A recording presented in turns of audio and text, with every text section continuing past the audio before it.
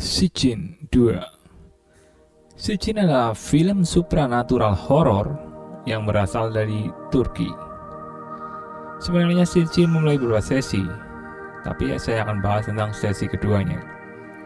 Sijin sendiri berasal dari kata sijin yang terdapat dalam Al-Quran surat Al-Muhaffifin, Quran surat 83 ayat 83, yang arti dari kata tersebut adalah tertulis.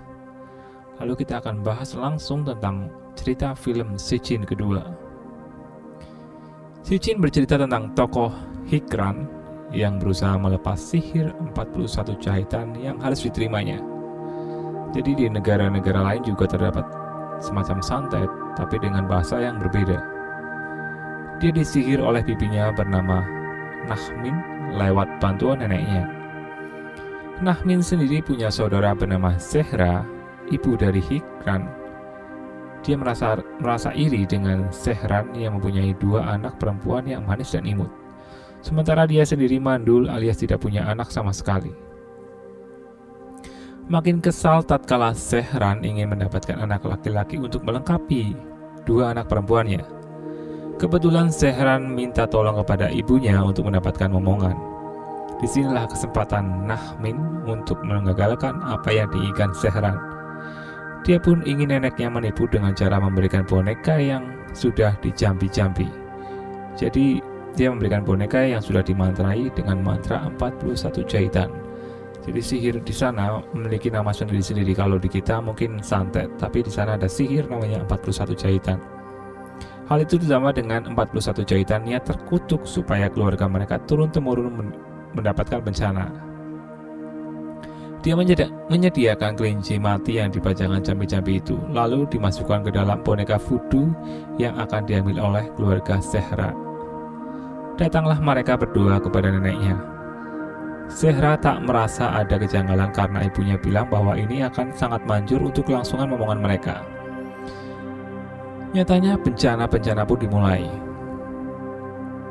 Suami Zehra terpengaruh jin ifrit hingga akhirnya dia tega membunuh 2 putrinya di gudang. Pada saat itu si kecil bertanya, "Api, permainan apa yang akan kita mainkan?"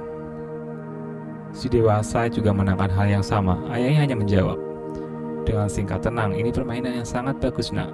Nyatanya mereka berdua disembelih oleh ayahnya. Tidak sampai situ, dia juga akan membunuh Zehra untuk melengkapi semuanya. Jadi dia membunuh karena pengaruh dari sihir 41 jahitan. Rencananya suaminya untuk membunuh Zehra tatkala Zehra melaksanakan ibadah sholat. Di sanalah dia langsung bunuh diri dengan membakar diri di halaman luar.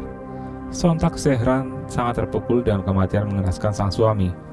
Apalagi dia juga menemukan 2 anaknya mati akibat ulah sang suami.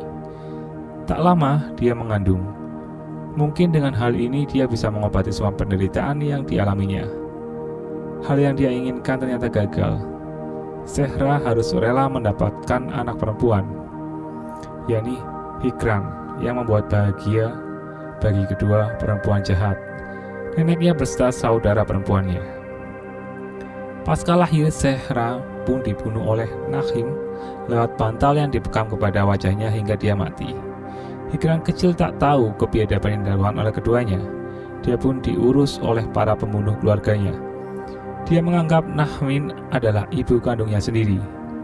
Dari hal ini, Nahmin senang karena tidak dianggap mandul lagi, karena dia punya anak yang diadopsi dari adiknya. Tahu seperti itu, anak laki-laki si nenek kesal karena gunjingan warga yang menyatakan bahwa neneknya dukun dan sangat merugikan semua, utamanya keluarga anak sendiri yang tidak jadi tumbal kejahatan neneknya. Dia pun marah dan menyiramkan air keras kepada wajah neneknya. Pasca itu anaknya pun langsung melakukan bunuh diri dengan sisa cairan keras yang ada.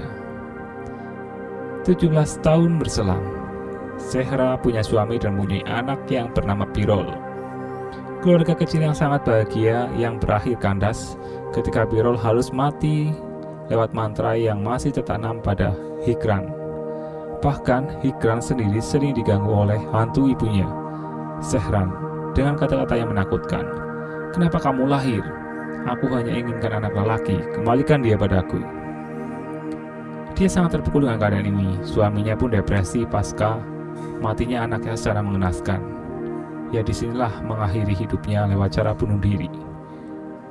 Berikut tadi adalah review dari film season 2 dengan ending yang cukup mengagetkan. Dan ternyata selama ini sang tokoh utama diangkat anak oleh sang pembunuh, walaupun masih saudara sendiri. Semoga bisa dipetik hikmahnya dari film berikut ini.